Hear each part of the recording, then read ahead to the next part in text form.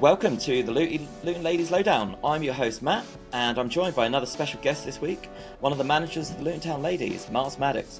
Welcome back to the pod. Welcome to the Luton Ladies pod. How are you today? I'm really good. Just come from a bit of training, but it's been raining outside, so weather's not been fantastic. But I'm actually really ecstatic to be here as we back on the podcast again. I always love being on this podcast, so really thanks for you guys for having me. I really appreciate it for you to have me. Of course, we're always happy to have you on this pod. You're a brilliant guest, and as I said to you before we started recording, as much press we can give to the Luton Ladies team as we can, because they're doing so well. Let's just do what we can for them. And so, yeah, on to the sponsors. I want to say a big thanks to Blackstar and Carry On for making us sound great. They give us all of this amazing equipment, like these headphones, this microphone, so the audio sounds incredible. And I also want to give a big shout out to our sponsor, the Record Shop in Amersham. If you've got any time in Amersham, pop in there. They've got vinyls, CDs, guitars, and more. And if you mention the OK Football Show and you're nice, you may get a discount from them. So thanks to those guys. Now let's take a quick look back at the last game against Wroxham FC and any other news from the Luton Ladies team. Okay, football. So on to the game on Sunday. The Luton Ladies played against Wroxham at Barton.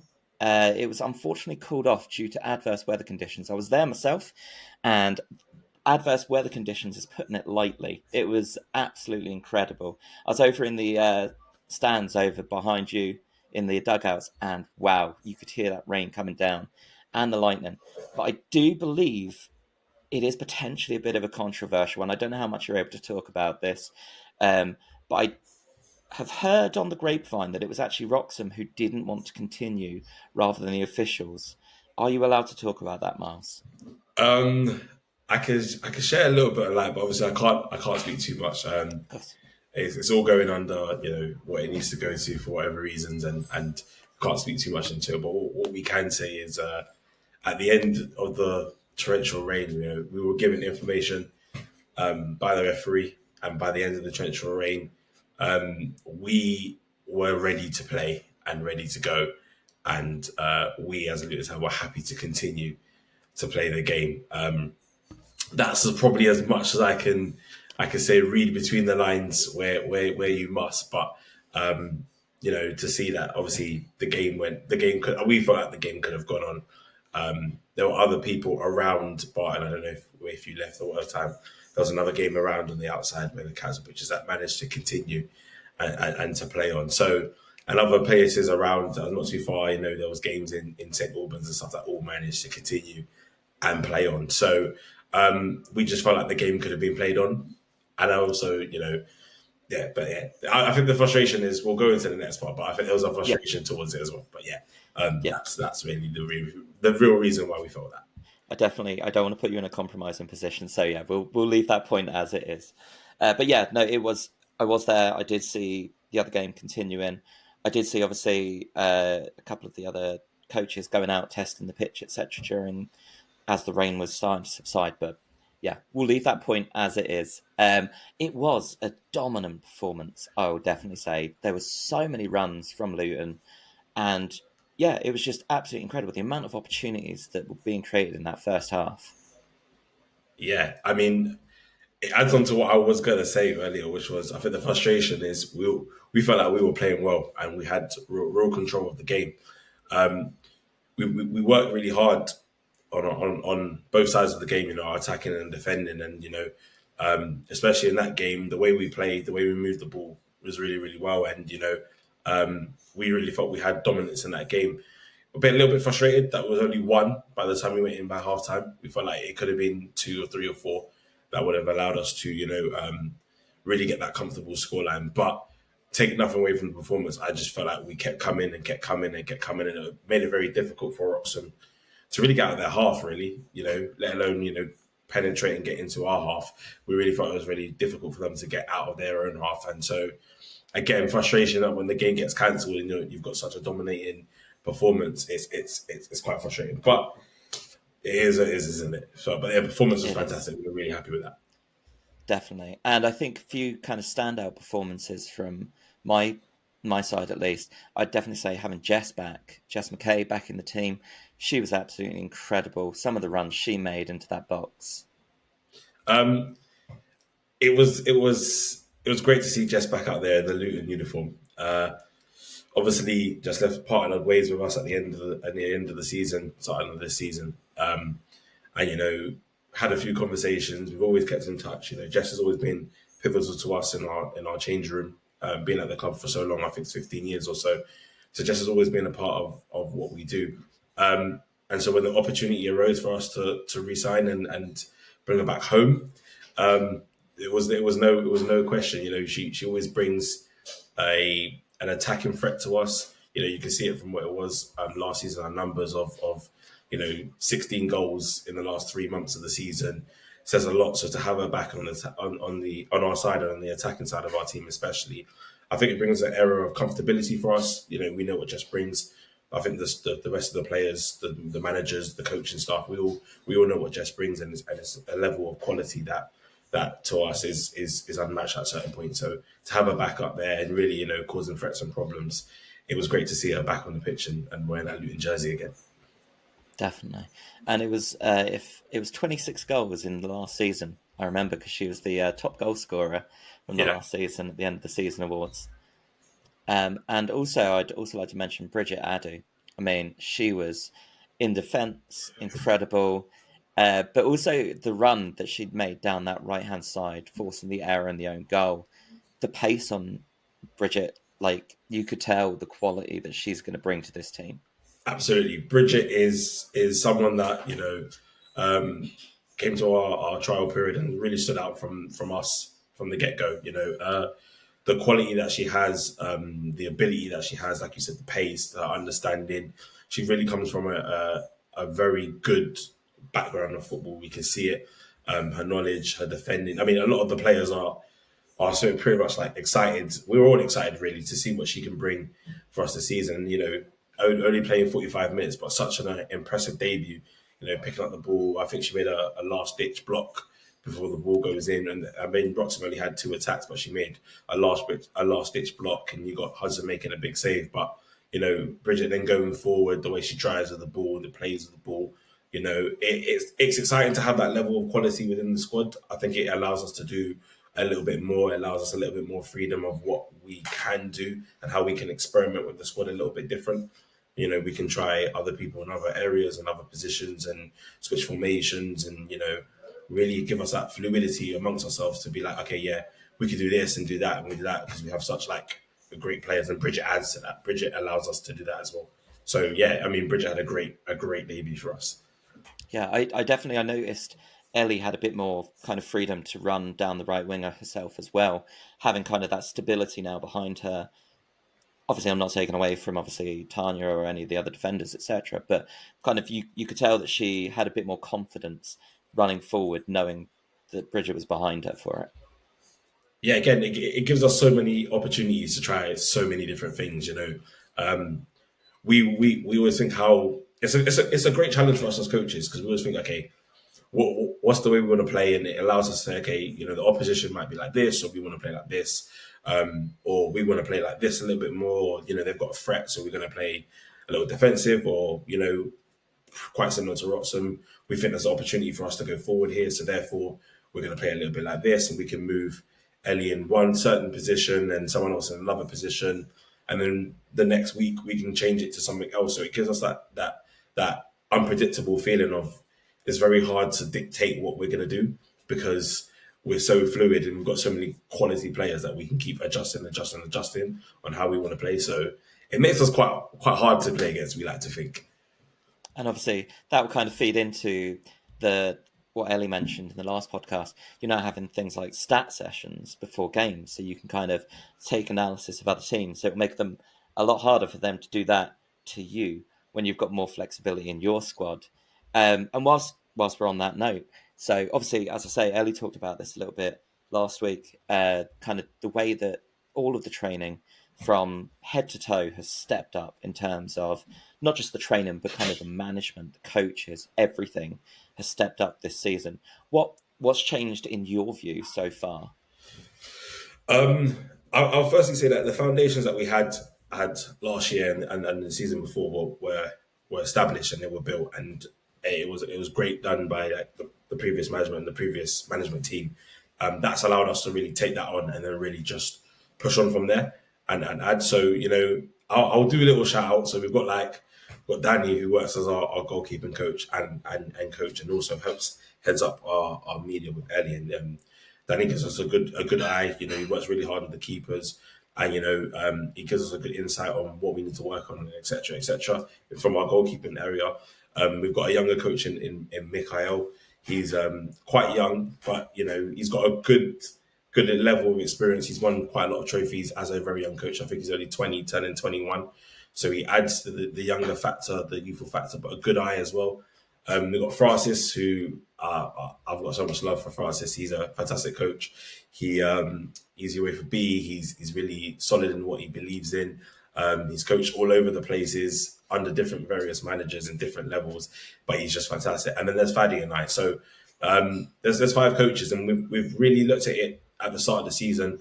Also need to shout out our reserve coaches as well, Nathan, Ruben and Reese. We've sat down together as a team at the start of the season and really want to look at, how can we make it the most professional environment that we can and how much we give. And these guys give in, week out, the training sessions, the gym sessions. Elliot, our physio, really puts those on. The analysis sessions. We've got a great analysis team now that we've managed to hire. Shaq, Shaquille, Will and Zoe, who work behind the scenes, who are really, really working. So we've really managed to put a squad behind the scenes. I mean, you see the players, you may see myself, you may see Fadi, but there's a real team behind it, and the board that really work, Nikki, Dave, Mark, Darren, Paul, they all put the work into it, and they just allowed us to really work together. So Nikki's managed to get us a bit of time working with David Lloyd's, and it allows us, to really put the effort in strength and conditioning, and even though it's only once a month, it allows us to set the tempo that girls can go away and do and know what kind of plans they're supposed to be doing and working on those plans. And they work quite well with Elliot. Our analysis team put in a lot of work in. I can't go into detail about what they do and how they work, but we have plans on 3 months, 4 months, 5 months down the line. We're really trying to push on what we really want to achieve as a management team and as an analysis team. And really, for us coaching wise, we look at how professional. We have a plan. We sit and work with the reserves. Their coaching staff is amazing. They tell us what we think they need to work on. So it's a lot more. The communication amongst the lines are a lot bigger, but they're better, and it allows us to really work together. And I think that's pushed the professionalism higher. And a lot of girls have said they've seen it now. They've seen a little bit of a change of what is demanded of them, but actually what we're giving to them. I think our thought process has always been, as a management team, we want to give them everything that's possible, every reason, to really get the best out of them. And so if that means analysis sessions for a week, we'll work on that. Gym will work on that. Extra football sessions will work on that. And it's credit to the coaches because they really give and give and give and give. And then credit to the players because they've brought in, and it's been great so far. Awesome. So it sounds like there's been bedrock changes from last season that fed into this season, just to kind of improve the whole thing. Yeah, so foundation's solid, and then we've just built upon it and really pushed it as much as we can. Awesome. So you've vaguely talked about this already, but outside of the training, what changes have been made since last season to the management and the coaches? Like, is there anything?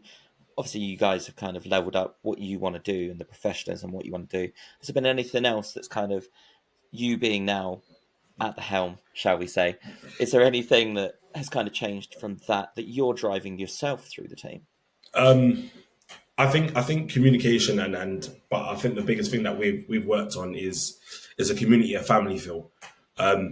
Listen, you got 5 coaches, and not all 5 coaches are gonna agree week in, week out. But there's a family brotherly feel that I feel like we've really, really started to install amongst all of us in terms of what we believe in as coaching staff. Again, I think because we've worked together collectively as a unit, and some of the decisions, being the man at the helm, like you said, some of the decisions are of me and Fadi at the helm. Shall I put it that we have to make decisions ourselves sometimes.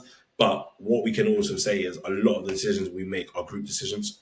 A lot of the decisions we make are put to the team collectively. Sometimes we may be thinking one way and we can only think in one direction, but actually having different people telling us, okay, but do you think about this? What do you think about that? What do you think about that? And add into the layers.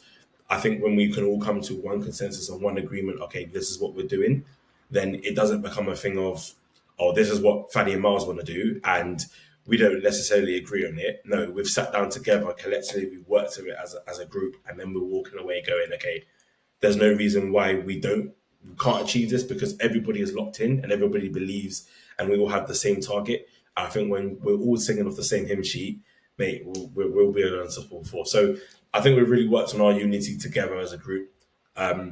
Obviously, new coaches coming together and everything, we're learning each other as individuals, but also learning each other as coaching styles and who's got really good strengths here and there, and really trying to focus on these areas. So, I mean, credit to the guys, you know what I mean? As I said, I can't sing their praises enough. Fanny and I always say we can't do what we do without their work. So, they've locked in, they've brought in just like the players. We're happy with it. It's only going to make us better.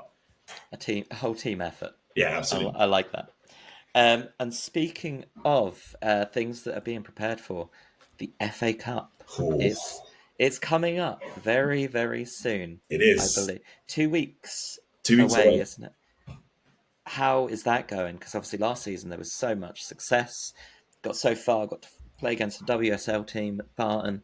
It was fantastic. You had so many people there. I was there, obviously. Yeah, absolutely brilliant. I'm strongly assuming you're hoping for something very similar.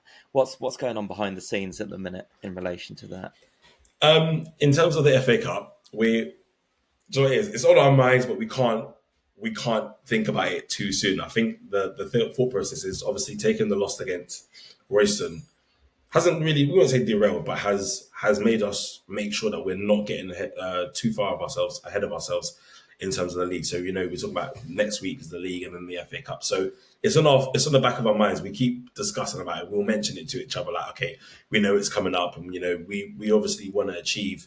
We want to match what we did last year, if not go one further, and really, really push as far as we can to get into the FA Cup. Cup football's hard, like you always say. It's one game. You never know what happens. It could be one moment, one spare moment, whatever. But we really, really want to get at least to the same round. If not, why not go further? Why not pick up another WSL team and challenge them? We would love to welcome someone else to the clay, Barton, and really, make it a very difficult place to play in, because we have a great record there. So I think the FA Cup's on our minds. Don't get twisted, it's there. We slowly have to just go one step at a time, but I can't wait for the FA Cup. It's a special feeling, it's the FA Cup. It's always something different about it. Something very different, yeah. But obviously, last FA Cup run allowed the club so much opportunity going forward. I don't think that can really be kind of spoken about enough either, can it? No, I think what it done for us as a club, what's it done for our reputation, what's done for our awareness, and people just being aware about who we are. Many people, my friends, don't know how they would know, but they were like, didn't know you played at Barton, didn't know you did this, didn't know this happened, and came down to the game. And, no one ever wants to get beat 6-0, but I'll be honest with you, to go 40 minutes of really staying into the game and really showing what we can do. A lot of people thought, they were really going to rock us up in the first, 30 minutes, and it didn't happen. It showed what levels we've got, what determination levels as a squad we have. And, for our awareness, it really put us on the map. We've been on the map, but I think it's really shown us that, we are here. We are a formidable team. We really want to push on. And for our exposure, since then, the amount of attendance of people coming to games, I've got people, at my workplace and other people at other workplaces like, oh yeah, I came to the game. It was great, all those kind of things. So I'm really like keeping up with your Twitter and getting you to know. And I'm always like, no, you need to come to a game. But it's given us that awareness of online and social media that clubs can dream of. So, to reach out again, why not? I've got my secret team who I want to play as well, but I can't reveal it yet. Yeah, for sure. And obviously, not to take away from the Luton Ladies, but they were playing against a World Cup winner in that game, right? Like, it was a tough team to play against. I mean, how many people can really say I played against a World Cup winner, and obviously Kate Robertson, who was a World Cup, semi-finalist. I've played two people that played in the World Cup or featured in the World Cup squad for a final, and I can probably never say that as a footballer, and I was playing grassroots. So many people can't say it. So that's a great achievement for someone to really say. Exactly that. And then last little bit of just general Luton stuff. Can you talk? I know you've obviously on your social medias you've put things out about all of the new sign-ins, etc., that have come in this season. Do check out obviously the Luton Town Ladies social media channels. You can see little interviews with all the different players as well. But yeah, just obviously for yourself, I don't know if you've got kind of a couple of words maybe to say about the various different signings. We've obviously got. Shall I run through the names? I've got them all written down. There's quite a few. There is indeed. We've got Eleanor Townsend. Eleanor Townsend. Eleanor's a young player, but trust me, when I saw her at the trial period, she came to one of our trial periods, and when I saw her, a lot of the coaches and myself said there's something special about Eleanor. Young and got a long way to go, a little bit of talent, but to be honest with you, there's something about her that is really going to shock a lot of people when she goes out. I think she's got a great group of people to learn off of. She's a young defender, so the likes of Bridget, the likes of Ellie, the likes of Todd. These are great players to people for her to learn off and gather information and improve off. But I'm telling you, she's a great talent, and it's something that you guys need to watch out for. Okay. Next one, Cheska Partridge. Cheska is a fantastic striker. Okay. When I talk about someone that I don't think can be bullied off the ball, is someone I really think is a strong physical striker. She's got a shot like no other. Can really hit a ball, but also a bit composed and knows how to pick up the corners and take the real her shots into her stride and flow off the game. Aggressive, loves the tackle. Just like your typical Luton striker. Loves the tackle, loves to get stuck in, loves to make the challenges, but also can finish. I mean, it was unfortunate on Sunday was her first appearance as well. Had a little bit of an injury, battling back from the injury, managed to get herself fit, and then since we put her on, got to play 2 minutes of the second half, and the rain came. So we're not going to count that debut. We're going to put that to the side, and then we hopefully look forward towards fingers crossed she's in the squad for Sunday, and then she really gets to go from there. But yeah, Cheska's fantastic. Okay, next we've got Sarah Hudson. Listen, one of the best keepers I've seen at women's football in ages. Hudson's a leader. Huds verbally alone is fantastic. She'll talk her defense through the game. She'll talk through the game. She understands it. She lives it. She breathes it, and you can see it. Her game management, can I say, is something that I think is very, very underappreciated in football. But her game management is spot on. Huds will know when to speed up the game and when to slow down the game. It doesn't require from myself or Faddy to really say, yeah, slow it down. Huds is on top of it. She knows what's aware of her, and that's quite priceless. To have a person that can really understand the game and do that. Her goalkeeping ability is fantastic. I mean, 1v1 saving, 1v1 coming out and claiming, the organisation. I think Huds is brilliant, and she's slotted into the team perfectly, like a hand in the glove, they say. Fantastic. And also Golden Glove last season in the league. Golden Glove last season. Next is Tash Fenlon. Tash, well, it's like Tash is really coming back to Luton. I know she serves a previous spell there, but Tash is, again, a striker that's really proven. That's what I say, Tash is a striker that's proven herself in this league time and time and time again. And, the one thing that Tash is going to do is she's going to create problems. She's going to score goals. She's aggressive. She's what's the word I'm looking for? I can't even try the word. It will come back to me because it's going to come to me, but I'll word it. But she's very, very, effective in what she does. Tash can play as a striker. She can play off the left. She can play off the right. She can show many different things. She's very great in her 1v1 attacking. And again, I think when the opportunity came for, Faddy done really hard, great work to get Tash signed in. And when the opportunity came and he spoke to me about getting Tash signed, it was one of the ones I just said, why are you even asking me? Let's just get that done, get the pen to paper, and let's get Tash signed on because it's a no-brainer. And next, we've got Seline Ray. So Seline, a young goalkeeper again, so only at the age of 20. But again, under her spells at Stevenage, has proven herself to be very, very capable. We said one of the biggest things that we wanted this year is competition, and competition across all places. Leah Robertson, young 17, was fantastic last season and is fantastic at goalkeeper. Young 17, so we wanted to give her opportunity, still time to develop. And we don't young, but we don't want to throw her into the fire straight away. She had a bit of previous experience, and we still wanted to get that experience, still competing for those spaces, but also wanted to give her time to develop and really perfect her craft. Seline comes in and allows us, that player to really try and, with Leah, start pushing Hudson and really competing for that number one jersey. The hardest thing about being a goalkeeper is you can only have one of them on the pitch. So it could cause frustration, but it's a good thing that we want, and they understand it, and they're a really good group. They all, as the keepers, work together, and Seline, great character, very, very bubbly, brings a lot of energy to the team, and we love having Seline. So another fantastic signing. And next we have Chloe Martin. Someone's impressed me. Yeah, so CJ, that's what we call her, Chloe Martin, CJ. CJ's come in, and again, we knew CJ from Real Bedford. Very, very quick, aggressive, good in the attacking. Got a good stamina, can work, can really, really work up and down the pitch. And if I was to describe CJ, I would say, come and watch, or hope you could have seen her play against Stevenage.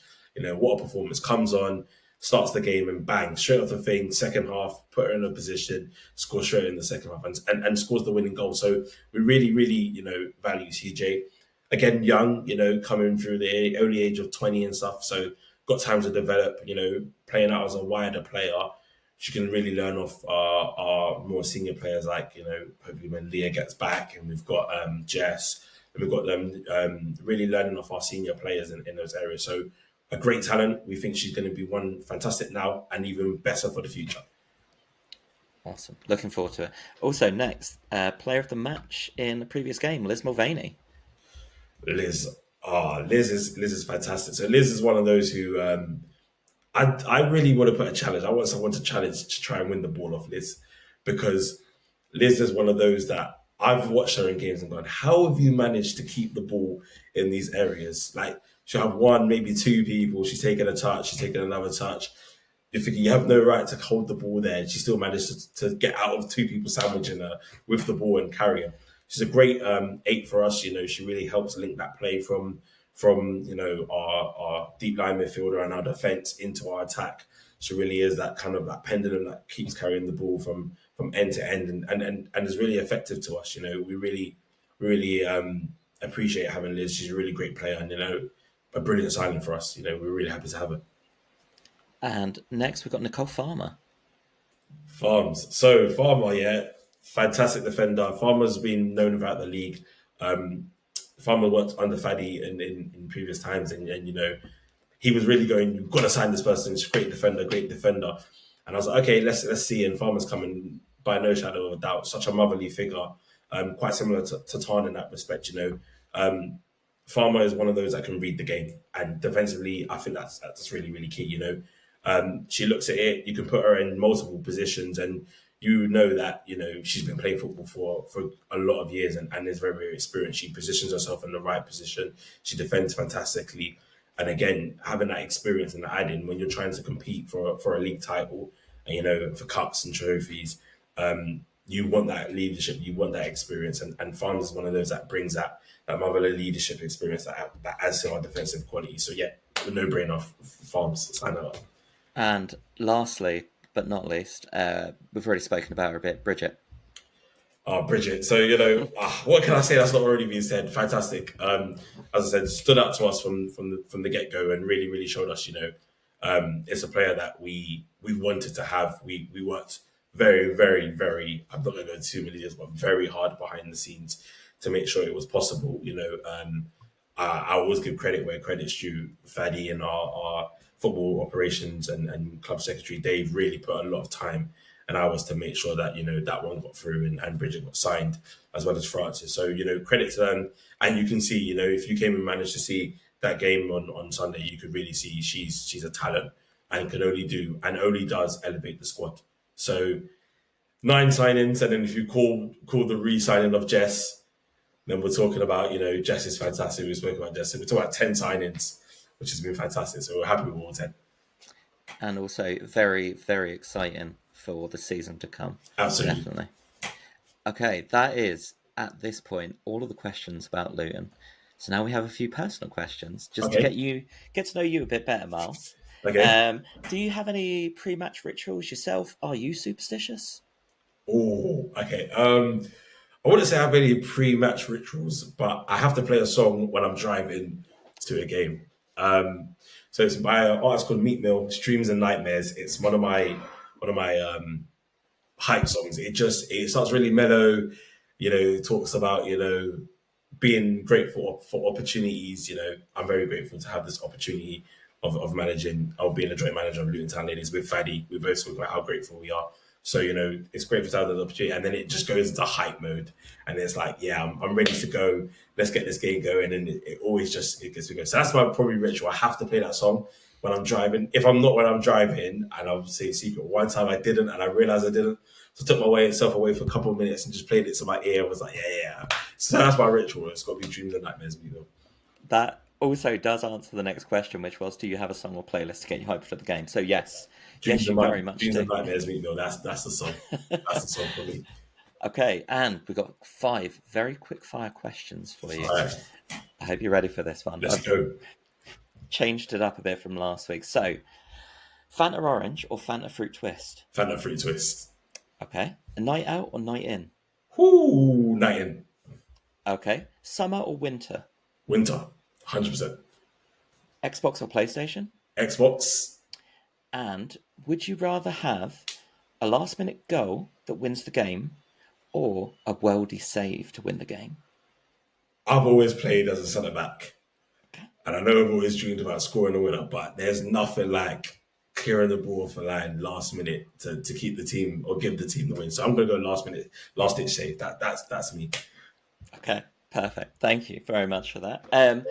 So, really quickly, any other news around the team? So, our injuries, I've mentioned this to you before, obviously we started, it's quite hard to find out information about the Luton Ladies team, despite a voracious appetite for information about them. I know there's a couple of injuries at the minute. For example, Andy with her ACL, we've spoken about that before on the pod. Obviously, she's got a GoFundMe going. We'll link that in the description.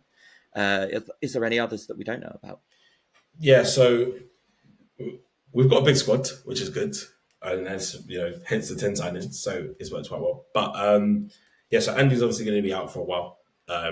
We are working with Andy, and rest assured, Andy is also one of those that are slightly working with our coaching team. Andy, we spoke to Andy. Andy's a massive character in the change rooms. Her energy, her bubbliness, everything, and we want to keep that around. We want to keep that energy in the camp. So Andy's working a lot with us as coaches. She's done many different roles, filling in areas and actually having an opportunity to try areas and stuff like that. So that's been key. So Andy's one of those. We've got Kira. So Kira was our last season's player of the season. Mm-hmm. Unfortunately, Kira picked up an injury during pre-season, during the first pre-season friendly. So we're looking forward to having her back. She's not too far away, fingers crossed. Hopefully a return soon. We've also got Shanice. So Shanice, another one of our young prospects that come through the squad maybe 2 years ago, I think now, really started the season very, very strong last season. I think she was our top goal scorer for a while. And then unfortunately picked up 4 or 5 injuries along the way. I know it was that minor ones that just kept holding her out and then everything. And then also picked up a small injury at the beginning of pre-season. So that's, again, hoping that she's returning very, very soon. And then we have Leah Maddix, yes, my older sister. But again, someone that is key to our thing. She's obviously our vice captain. She picked up an injury on the last day of the season, on the last game of the season. So frustrating there, but working really, really hard behind the scenes, obviously trying to get her back. Probably not too far away, hopefully returning quite soon. But again, a valuable member that adds to the squad. I'm trying to think if there's anyone else that we've got injuries. No, I think that's it injury-wise. I think that's where we've got to. So, I mean, there was one point where we had an extensive injury list, and it's getting less and less and less. Great work from our physio, Elliot. He's really putting in a lot of the time. But hoping to see a lot of people return soon. And again, it only adds to our squad. It only bolsters us and pushes us even further to really compete for all three trophies. We want the league, and that's the main priority. But yeah. And actually, I'm going to scrap that. All four trophies. We want the FA Cup as well. So we want the league, the Catty Cup, the League Cup, and the FA Cup. We want to go for all four trophies. So, having a massive squad really allows us to do that. So hoping that these guys can come back from injuries really, really quickly, but obviously safely and get them right. And then that's our most important thing. And then get them back reintegrated into the squad again. Yeah, definitely. Obviously, there's some big names there from last season. So obviously, they are definitely going to be missed from this. I think that is it for all of that. So next, we talk about the next game, which is an upcoming fixture. We are still 5th in the league currently, and our next fixture is against Needham Market FC Women, which is going to be on Sunday at 2:30. That's going to be away at Needham's ground in Suffolk, if you want to take a trip up to there. So we got 2 big wins against them last season, a 5-1 and a 5-0. Can we do the same again? What are your thoughts on that fixture, Myles? Listen, we looked at it and obviously said we want to win all those games. We need to win all those games to really keep pushing. Fair play to Royston at the moment. They're doing really, really great work at the top of the league and really pushing 4-4-4, I think it is. So in order to keep the pressure on them, we know what we have to go there and do. We've had that conversation with amongst ourselves as coaches and with the players. Listen, we've really put the performances against them last year and we've shown what they can do. But I always never, ever count out Needham at home. They are a good team on their day. They can cause a lot of problems on their day. I mean, may not be more on their day more recently, but you can see they have the opportunity to really turn up and really beat a team. And all it takes is one game. You know that in football. One game to really change the course that you're on. And we got to make sure that we're staying on top of the course. What hasn't helped us that we didn't get to finish off the game against Wroxham. But, the spirits are high. We trained yesterday. The spirits are really, really high. We know our motto and our game plan and what we need to do. So we just need to make sure that, when we go there, we don't, in my opinion, disrespect them by thinking the game is won. You never win a game of football without actually playing the game. So we've got to make sure that we go there and really put in a massive performance to beat Needham. But again, it's achievable. We've shown that we can get 6 points last season, so I don't really have much concerns about not picking up 6 points, but it's making sure that we go there and do the job.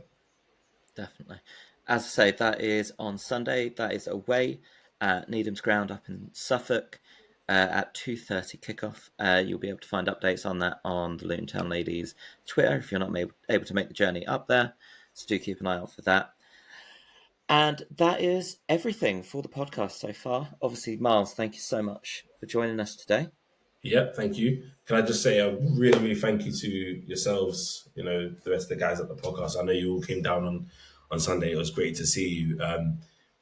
We're really happy with the support we're getting from you guys. We really appreciate the podcast and everything you're doing and really putting a light on us, and we're really appreciative. And also really appreciative of all the fans, the mascots, everyone that's coming down.